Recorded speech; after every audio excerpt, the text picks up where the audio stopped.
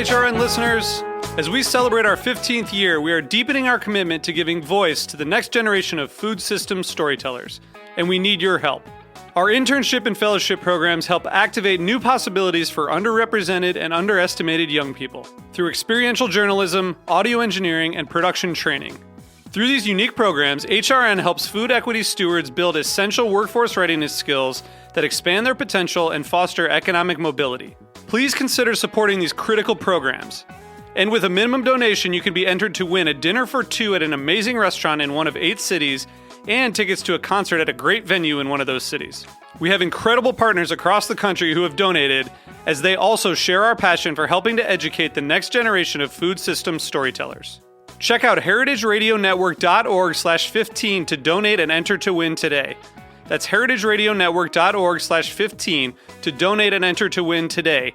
And make sure you donate before March 31st. Thank you.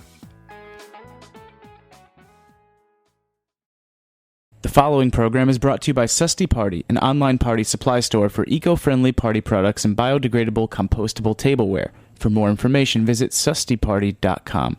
You're listening to Heritage Radio Network, broadcasting live from Bushwick, Brooklyn.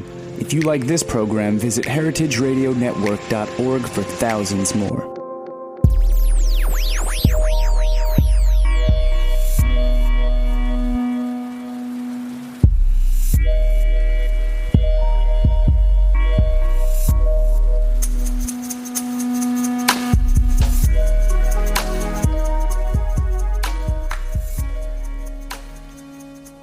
All right, Thursday, 1 o'clock, and you have tuned into the Heritage Radio Network. You're listening to The Farm Report. I'm your host, Erin Fairbanks, and we are coming to you live from the back of Roberta's Pizza in beautiful Bushwick, Brooklyn, on a lovely sunny day. And we are continuing our cider talk this week. We are on the line with Steve Wood of Poverty Lane Orchards up in Lebanon, New Hampshire. Steve, welcome to the show. Thanks.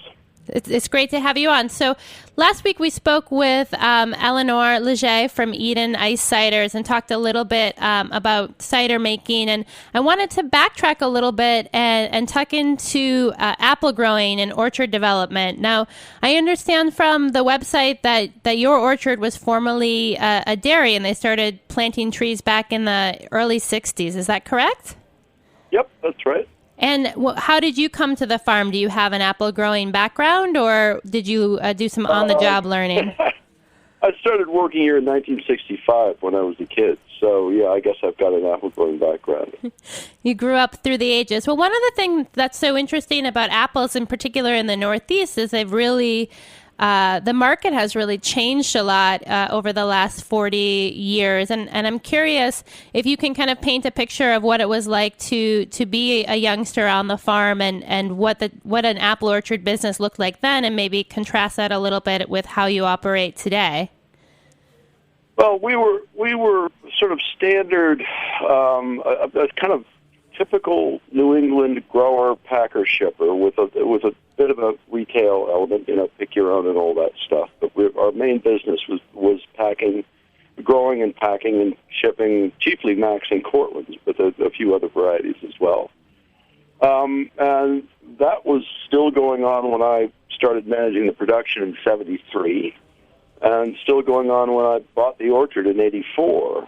But the '80s changed things quite a lot. In the course of the '80s, a few things happened. One was that the packing machinery kind of developed, so that a lot of varieties, these quite delicate varieties like the ones we grew to a very high standard here, which had always had to be packed by hand, suddenly could be graded by machine. And that, when that happened, enormous economies of scale kind of kicked in, and made a lot of our, hand packing lines around New England suddenly a little bit less economical to run. But during the same period, since the packing machinery was available for these fruit, the market started insisting on larger apples, waxed apples, which were not able to be, the apples weren't able to be waxed when you were packing by hand. Those little stickers that everybody hates. I mean, the whole thing really started to change quite dramatically, and we in those days had always traded on the quality of our fruit, not so much the size and not so much our production efficiency, or the low production efficiency of these, somewhat chaotic northern New England orchards. Those inefficiencies were compensated for by a market that actually paid for the eating quality of the fruit we were growing. But as the market started to insist on these sort of apples the size of your head waxed with a sticker on them, that quality differential started to disappear. And so, in my view at least, I mean, not everybody agrees with this, it became less and less sensible to do what we were doing. And we had, just by kind of happenstance, in the early 80s, we had conducted a bunch of grafting trials here of heirloom varieties and cider, mostly French and English cider, but some American cider varieties, that is to say hard cider varieties. And we were really at the time, I mean, I called it a commercial experiment, but the truth is we were just practically gardening. We were thinking we'd do a little, it was amusing, and we were just trying to find out whether we could grow any of these things well here. But by the end of the 80s, we had tested a couple hundred varieties, and we'd found some that we really could grow to an extraordinarily high standard here. Cider apples on the one hand, and some of these, whatever you want to call them, heirlooms or whatever, on the other. And when it became more and more clear to us that the business we'd always been in wasn't going to work any longer, and we were trying to figure out how to change or whether to get out or what exactly to do, it occurred to us that we had a decade of horticultural experience with all of these oddball varieties, and so we decided to take a deep breath and just select some of them and plant them. In the intervening years, the business here has evolved from being a grower, packer, shipper to still being a grower, packer, shipper of sort of specialty heirloom varieties that we send to New York and all over the place, but in much, much smaller quantities, albeit for much more money, and growing the cider fruit, most of which is actually inedible, which took a little bit of a leap of faith, if you know what I mean. Growing a lot of apples you can't eat. During that period, obviously, among other things, we had to learn how to make cider, but which took a decade or so. But we're now, and have been for quite a long time, on the one hand, a bonded winery / meaning cidery, making sort of high-end ciders from the specialty fruit we grow. And we pack, golden russet, Nasopus, Spitzenberg, and Wixon, and Ashbeats kernel, and all kinds of weird apple varieties most people haven't ever heard of, and send them off to specialty markets in places like New York. And then, meanwhile, we still grow some McIntosh in Cortland, and we have a pick-your-own operation that mostly concentrates on those, so that end of things hasn't changed. But everything else, it's still very much an orchard. But, the apples we grow for our cider, Farnum Hill ciders, is really the main part of the business. So looking back at, this language around grower, packer, shipper. Grower, I understand. I think shipper, I understand. Packer, you said you're packing by hand, and now the trend is much, towards a much more mechanized packing method. Yeah. Can you just give us some insight into how people talk about apples on the apple market? I mean, do you sell, what's the volume that they're sold in, and kind of how do people talk about the premium apples or apples that maybe have some imperfections that you would, typically, I think at the farmer's market, you'd see them listed as second. Is that the same type of language when you're looking at a larger scale production where you're shipping apples off, where there's kind of different markets for different levels of apples? If that makes sense? Sort of. I mean, the unit is essentially a bushel, which is 42 pounds and always has been. And apples are packed typically in some sort of a cardboard box in which they go by wholesale to the market. And so what we were doing in those days was packing the fruit we grew, grading it, and then packing it into boxes of various description, and putting them on pallets and sending tractor trailer loads of fruit away to be sold.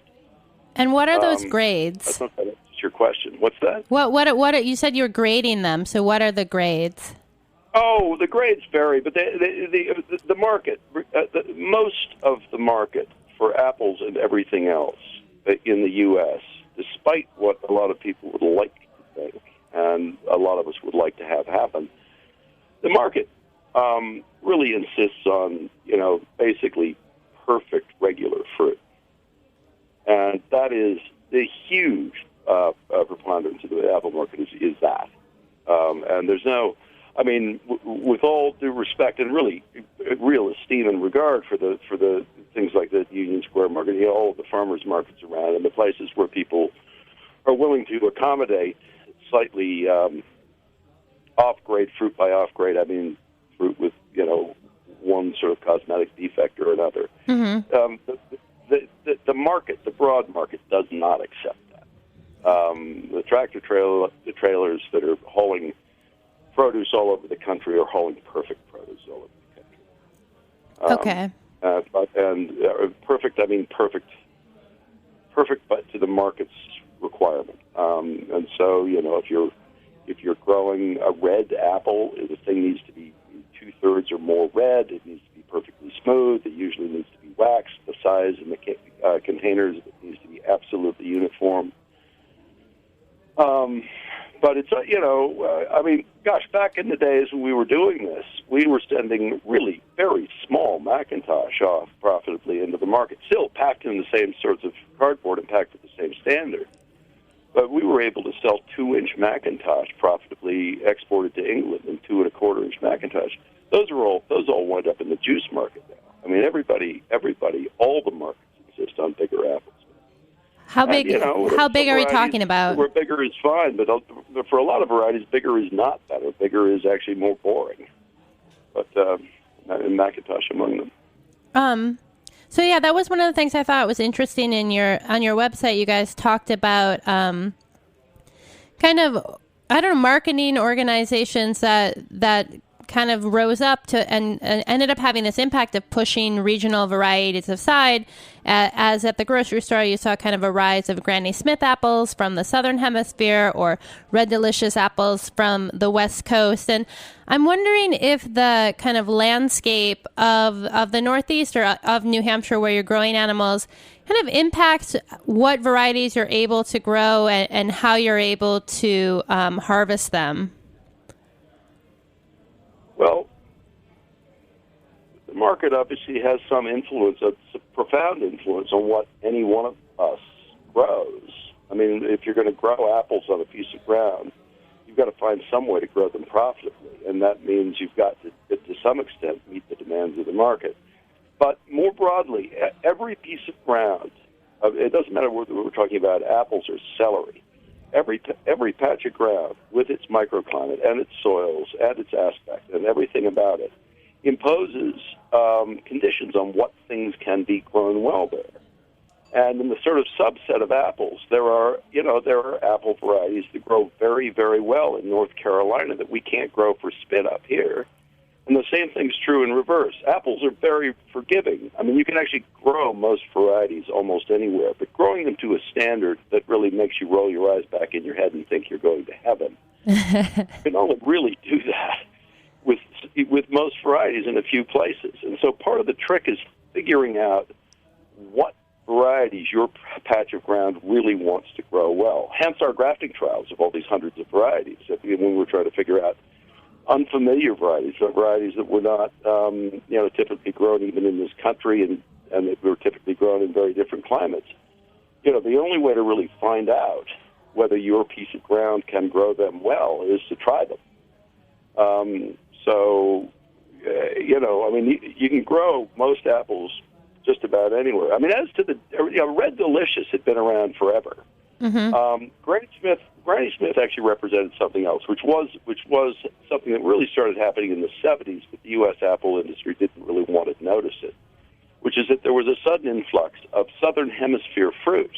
Well, I mean, if you think about it for a sec, the fall in the Southern Hemisphere is spring here. So everybody here had been building very high-tech storages and everything else. I mean, these things still exist and people still build them, but in aid of keeping apples in good shape for 6 months or more so that they go into the market in the spring or even early summer. But when the Southern Hemisphere fruit started coming in, that fruit had only been picked, weeks or a month ago. It was fresh because it was fall down there. And that really did change things quite a lot. Changed things, I think, more than most people acknowledged at the time. Because of the freshness factor. Well, it doesn't matter how well-built your storage is or how competent a storage operator you are. There's a difference between a 6-month-old apple and an apple that was picked 3 weeks ago. It just is. And so the Granny Smiths, it wasn't really the variety. It was that they were coming from Australia and New Zealand and South Africa and Chile and places where they had just been picked. And that was true for a time of Gala. There are a lot of Gala grown in this country now, but Braeburn, there are a lot of varieties that suddenly started coming into the spring markets here. And it really did change. It changed the market quite a lot. I mean, there are a lot of, an awful lot of this has to do with something that is not peculiar to the apple industry, which is that everybody, whether they notice it or not, everybody is in effect in the global market, meaning everybody is affected by what's going on in the global market now. And so, even the little guy running a fruit stand at the end of the driveway or something, it's still, the way things are grown and sold is driven as much by what happens across the whole wide world as it is by any local site. Wow. So we are going to take a short break, and when we come back, I'd like to tuck into a little bit of the growing process and the time frames for some of those experiments you were running. So stay tuned for that.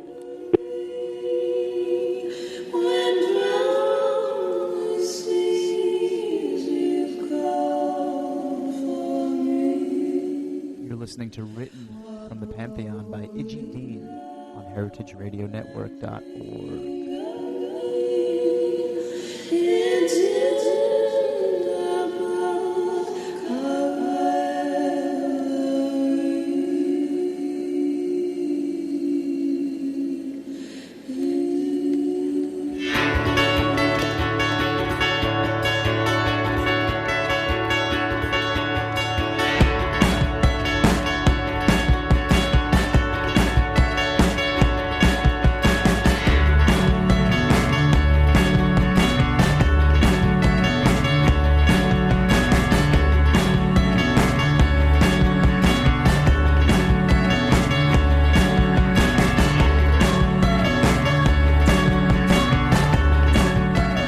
Like what you hear so far?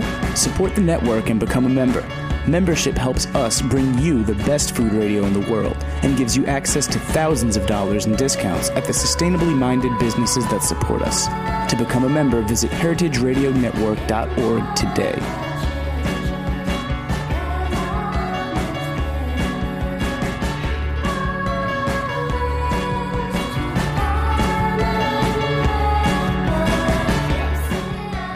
I'm Emily Dubois. And I'm Jessica Holsey. We are the entrepreneurs behind Susty Party. Susty Party creates responsibly made, eco-friendly party supplies and compostable tableware. Parties and events generate the second largest amount of waste in the USA, just behind the construction industry. Susty Party products make parties more sustainable and sustainability a little more fun. Susty Party plates, bowls, and straws are available in Whole Foods retail stores and also at sustyparty.com. We offer a curated selection of other Susty-approved party supplies. We also have a commercial division, Sustyware, that sells compostable tableware in bulk to businesses and food service industry establishments. Susty Party is a certified youth trade company and B Corporation. Our social, economic, environmental, and even spiritual values drive Susty Party to live our motto: respect Earth and party on.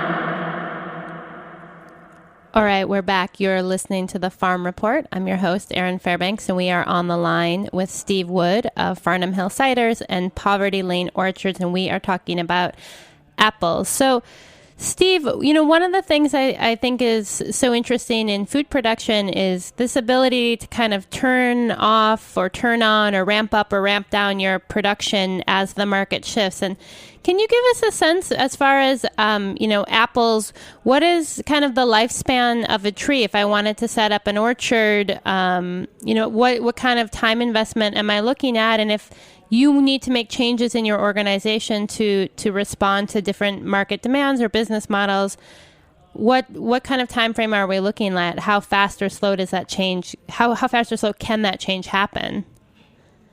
Well, I've just described to you what we've done, which is a dramatic change in what we grow. From growing these, eating apples that we were just wholesaling all over the place to growing these inedible apples for making high-quality ciders. The difference between growing a tree and growing, say, a pumpkin or a head of lettuce is you can't, you do, on the one hand, we all have to respond to market conditions and our perception of market conditions. But, we have this small problem of having to actually grow a tree before we can bring anything to market. And that is a long job. If I decide today that we really need to change what we're growing, and I do everything right, and I'm really clever, but I want to grow something strange where I actually have to get the trees custom made or whatever. I'm a good 6 years at least away from actually being able to bring that fruit to market with any kind of force, by which time all of the conditions that went into that decision might have changed. So there's a huge lag time with trees. So you've got to take the long view. You can't really just sort of suddenly decide, well, next year we're going to grow heirloom tomatoes. It would be, in 8 years we're going to grow heirloom tomatoes or heirloom apples. So, it is different from field crops. We are stuck with the long view because we've got to grow this woody perennial in order to get the fruit at all. And that said, the thing is that's true, obviously, of the entire apple industry, and there's a lot of work on trying to get trees into production quicker and get plant them at much higher density so that you can bring fruit to market faster. But our shift really had to do with we were taking the long view. What we reckoned was we used to grow things of substantial inherent value. And then that value started to disappear, and that if we were going to continue to grow things and care about the land, and the land being sustained by what was being grown on it, sustained meaning kept in farming rather than in house lots or whatever, we had to grow something of high inherent value, and that's where the cider thing suddenly made a lot of sense to us, because it's the thing is whether it doesn't really matter whether you like our ciders or not. If our ciders have value in the market, they are based entirely on the fruit we grow and where we grow them. And so they can't be made without that fruit. So if they have value in the market, that value tracks directly back to the land. We're not just buying, trailer loads of cull fruit of any variety off whatever orchard we can find. We're growing apples for the purpose. It's quite like growing wine grapes. So we're not, we do find that we make myriad mistakes, and then we try to change them either with a bulldozer or with a grafting knife. But we are really kind of in for the long haul on this. And when you're looking to bring in or experiment with these different varieties, where do you go for the kind of raw ingredients? Is there a particular source or kind of Garden of Eden for these? All over the world. All over the world. All over the world. And so how do you choose? A stick the size of a pencil. If you hand me half a dozen sticks the size of a pencil of a variety in the spring of a year, and I graft them, and I know what I'm doing, which we kind of do here in that way at least, within several years, maybe 3 years, I will have enough propagation material to make thousands of trees of that variety. So we've looked everywhere for grafting wood of the varieties that we were interested in. And some of them come from USDA germplasm repositories. Some of them come from old farmers. Some of them come from cider makers in other countries. We've collected wood everywhere, but not from one. There's not sort of cool applewood.com place that we go to get this. There's no like a Craigslist of the apple rootstock. There probably is, but our researchers have gone all over the place, and they've gone on. And really, they started this research in the early '80s, so we actually really, we really are, we have been looking at a huge variety of stuff for quite a long time. I mean, I don't know, a long time, but a long time in the context of a lifetime, I guess. Okay, and but yeah, it's not. It's just there's no single source, and there is no way to judge how. I think I said this before, but there's no way to judge how a certain variety will perform in a certain piece of ground without actually checking it out, without actually trying it. So that's where the grafting comes in, though, because you can graft a branch on an old tree, and you can actually get flowers and fruit within a few years, which you can't do planting a tree. Right. So it's a very good way of testing. And how does, in the orchard industry, maybe you can just illuminate us a little bit based on your models there. But how does an orchard deal with pests or fungus or other kind of things that threaten the crop? What are the kind of tools at your disposal, and how does having kind of a larger variety of apples impact your management of those issues? Well, the last thing doesn't have an impact.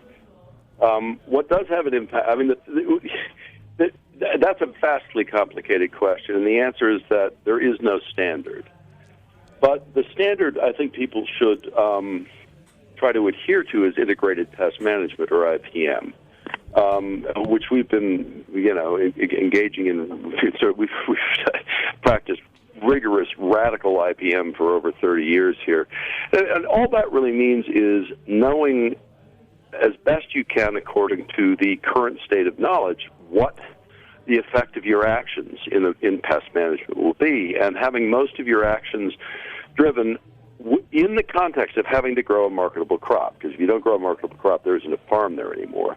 But in the context of having to grow a marketable crop, having all of your actions driven primarily by the local ecological effect, and trying really to disrupt the local ecology as little as possible in the course of growing what, really ought to be admitted is a highly unnatural environment. A farm is not a natural environment, and so the idea that people can grow things naturally is really almost a joke to me.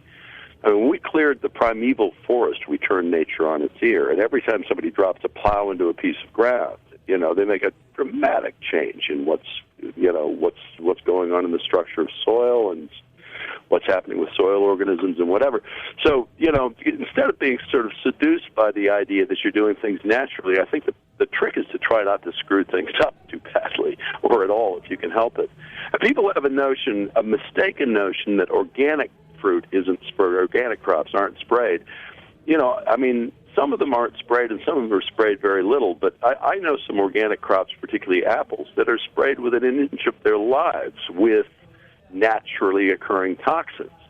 Well, I've got a little bit of a problem with that. The idea that, you're making some sort of a specious distinction between what's natural and what's not, and you're using boatloads of stuff that is actually poisonous but maybe not very effective in order to be able to say that you're doing things naturally. And driving a diesel-powered tractor, 3 times more than a regular commercial grower would be doing it up and down the road, up and down the aisles, burning up diesel fuel. There's a little disconnect here for me in all of this. So it is very complicated, and I guess I don't know that in the marketplace there is a really good way of judging. I think, buying local stuff is probably a good idea. But integrate IPM, if you see the phrase, the letters IPM or the phrase integrated pest management, the bet is better that the person who grew the stuff was actually paying really quite close attention to the consequences of what he did. But this is it's very, very complicated. And actually just succeeding in this is very complicated. When you plant an orchard, you've basically planted a candy shop for all kinds of organisms. they're all. I mean, you have an unnatural concentration of all sorts of things that are attracted to the orchard, to the apples that you're growing. So it's a very, very different from having an apple tree in your backyard in your cottage in the woods or whatever.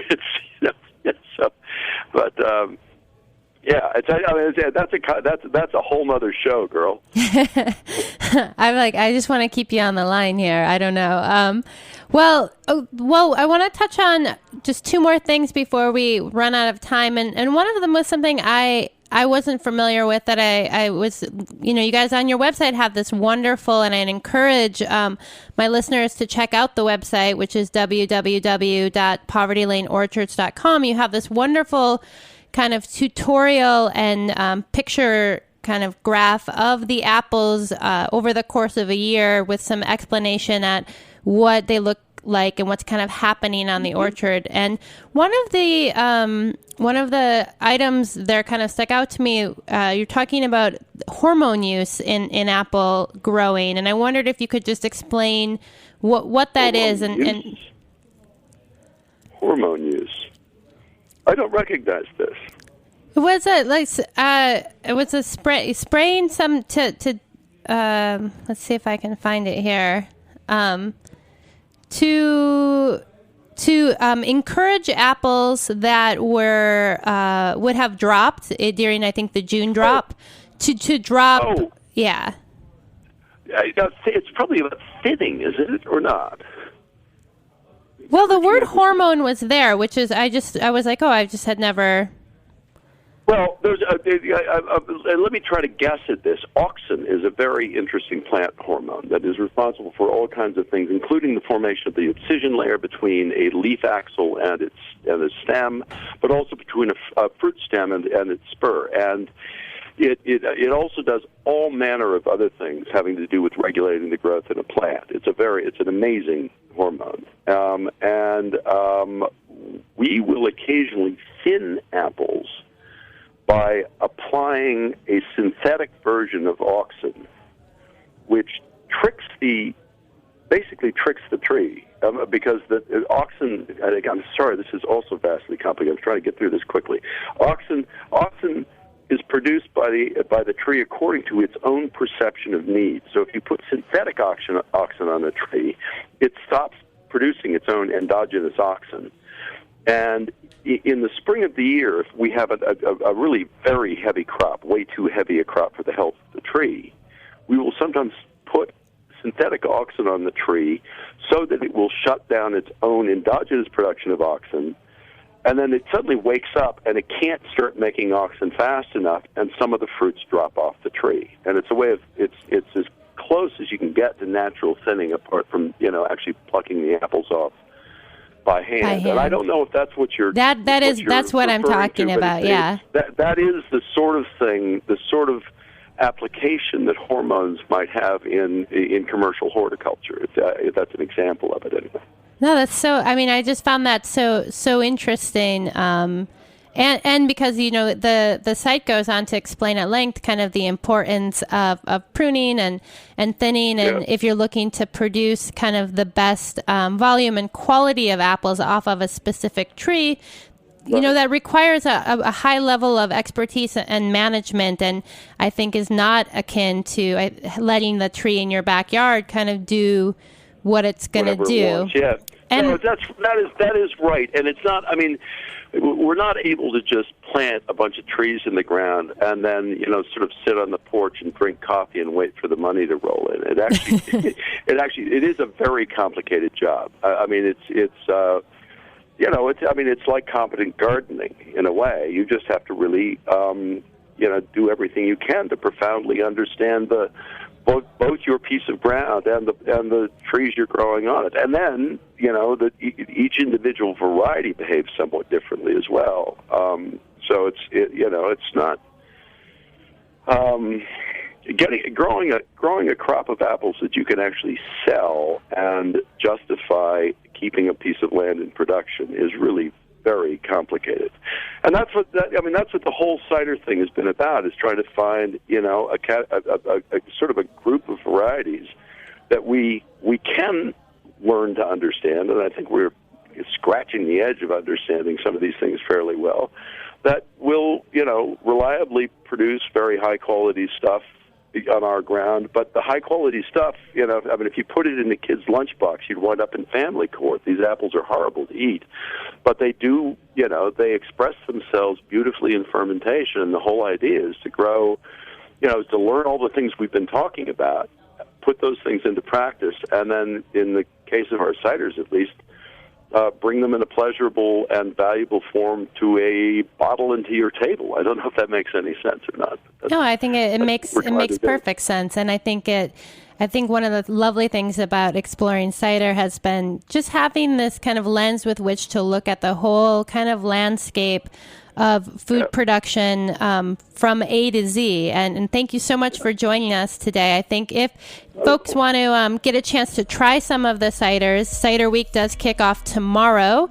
You can learn about Cider Week events by visiting www.ciderweekny.com.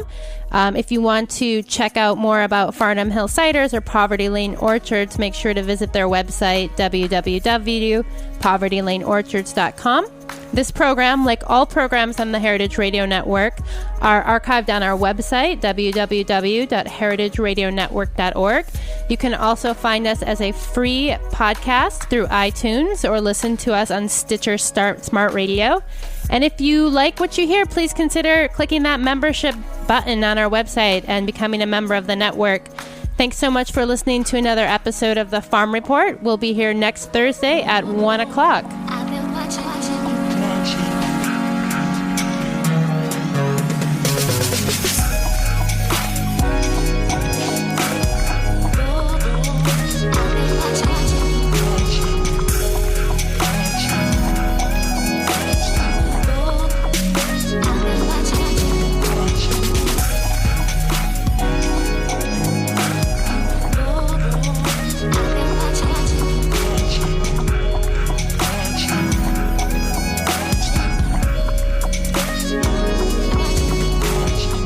Thanks for listening to this program on heritageradionetwork.org.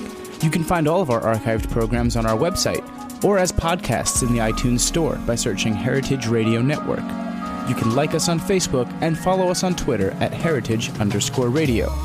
You can email us questions at any time at info@heritageradionetwork.org. Heritage Radio Network is a non-profit organization. To donate and become a member, visit our website today. Thanks for listening.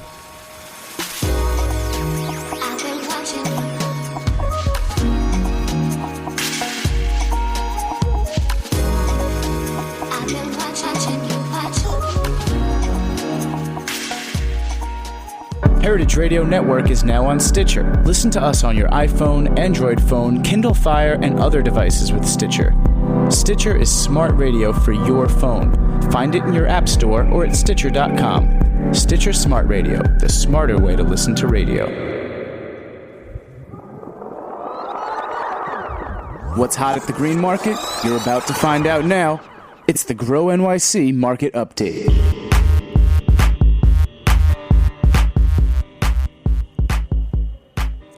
All right. Once again, time for the Grow NYC Green Market Update. We are on the line with Jean Hodesh of Grow NYC. Jean, jam-packed updates today, so let's tuck right in. What's going on at the market? What should we make sure to grab this week because it's on the way out?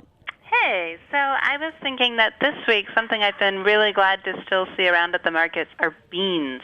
I made a soup with cranberry beans that was delicious. I picked up some more lima beans.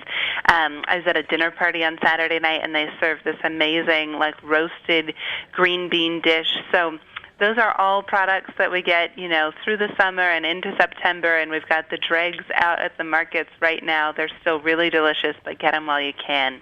Awesome. And I am super thrilled to see that on the new list this week you have black walnuts. So what else should we be looking for at the market that's kind of new and exciting? Yeah, so we've got black walnuts, chestnuts, turnips, white gold, haruki, purple top turnips, celeriac, daikon radishes are out. There's this new radish that I hadn't seen before called a hot. It's like a very spicy radish. So it's called a German winter radish, a Munchenbeer. I'm probably not saying that properly, but they're out there. Brussels sprouts, broccoli rabe. We have all kinds of squash, gooseneck, white pumpkin, blue Hubbard, acorn. And then something else that's new, Prospect Hill Orchard, they sell at some of our markets more uptown, like at Port Authority, Tucker Square, and Fort Washington. But now they're at Union Square on Fridays, and they have organic apples, they're the first organic apples that we've seen at Union Square. So check those out if you're stopping by tomorrow. And then the other thing that I wanted to point out is that last year there were a lot of articles that came out in the press saying that there was a pumpkin shortage, and everyone got all up in arms. We still have pumpkins in our markets, but this year we've got a lot of pumpkins. There's a bumper crop, so make sure to stock up for all of your jack-o'-lantern needs. Oh, nice. I need to get out and get mine.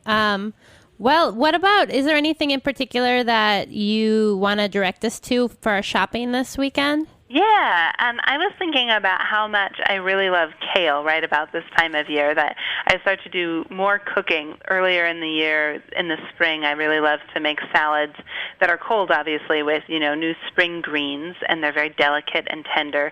But this time of year, I spend more time turning on the heat and making soup and roast, etc. But if I am kind of short on time and I don't want to turn on the oven, I make a salad with fall greens. I really love to make kale salads. And kale, you'll see it in the market through the winter, but right now it's really good. It's still pretty tender. So I like to make kind of a shaved kale salad, or I also really like to make Caesar kale salad. It is fantastic. And then the other thing that I wanted to point out was I was invited to a dinner at the farm on Adderley, and every course featured mushrooms, which got me thinking about all the amazing mushrooms we have in the market. So I think my favorite are maitake, or hen of the woods. And you can just saute them with garlic and a little bit of butter. They're fantastic. Or, of course, oyster mushrooms are really filling. Portobello's, chicken mushrooms. I mean, I'd never had those before this dinner, and they were like meat. It was really like the consistency of chicken. They're really delicious. So definitely check those out. You can make mushroom stock. Even one year I was vegetarian over Thanksgiving, so I made mushroom gravy, and that was fantastic. Or you can add them to any number of other fall dishes that you're making right now. Yeah, that's like so lovely. I mean, it's one of my favorite times of year to be out and about at the market. You can just go there without even much of a plan, and there's plenty to be inspired to, and load up your cart so you can eat well all week. But while we're out, I know you guys always have a ton of stuff going on. Are there any particular events we should make sure not to miss? Absolutely. So tonight we are hosting our pop-up green market in Harlem, and people are up there setting it up right now. So it'll open up at 4 o'clock this afternoon and go through the evening till 9 p.m., and there will be food from neighborhood restaurants. We got a beer and wine permit, so there will be some drinks. There's going to be a gospel choir, and of course we have a really fabulous lineup of local farms who are going to be selling all manner of fall produce, and there'll be a pumpkin patch there, so you can pick up your pumpkins. So that should be really fun. That's this evening from 4 to 9 at 117th Street and Frederick Douglass Boulevard. And then on Monday at the Astor Center, we are having our Educated Eater event on rye. So I'll be hosting the panel, talking to farmers that are in the program that grow rye, and talking to a baker that makes really incredible rye bread, and also talking to a distiller about distilling rye to make whiskey. So those are some big events. And then at market events, always check in on your neighborhood market's webpage. There are a lot of apple pie bake-offs happening all over Brooklyn, some this weekend, some next weekend, but they'll be taking place at Carroll Gardens, Grand Army Plaza, and Cortelliu. And then in Queens, there are a couple markets that are doing costume swaps. So nothing to do with food at all, but a really great neighborhood event. If you've got kids and they have old Halloween costumes, you can bring them to the Corona or Socrates Sculpture Park farmers markets and bring the old Halloween costumes, drop them off, find something new, take someone else's, recycle it, dress your kid up in it. It should be a really nice exchange. That's awesome. Thanks so much for sharing all the news that's fit for radio. If you want to hear more about what's happening at markets in your area, because there are Grow NYC green markets all over the city, you can visit grownyc.org/ourmarkets to find out info on cooking demos, book signing, giveaways, and more happenings each week at your neighborhood green market. Or check out just the main site, www.grownyc.org, to find out about other opportunities for volunteering, background on the farmers, and general market updates above and beyond what you're hearing here at the Grow NYC Market Update. So tune in next week when we'll be back on the line to hear more about what's happening at the green markets. Let's get it on, let's get it.